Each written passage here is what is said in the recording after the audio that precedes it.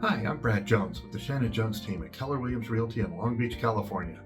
And today I'd like to talk about open houses and questions that you can ask the agent who's hosting the open house to get more information about that property should you decide to make an offer.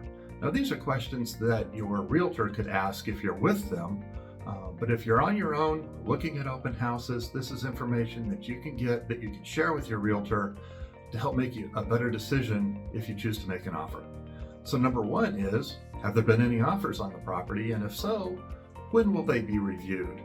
Sometimes offers have already been received when the open house has already been scheduled. So you need to know that as far as timing and how quickly you might need to get an offer in. And how long has the property been on the market?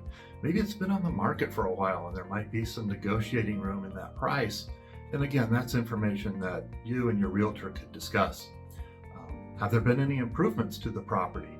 Now, you'll be able to see improvements such as updated kitchens and baths and fresh paint and so forth, cosmetic upgrades. But upgrades to the systems of the home might not be that apparent. So roof, plumbing, electrical, etc. Great information to have as you're deciding what kind of price that you'd like to offer for that home. Are there any issues with the home or the neighborhood that you should be aware of?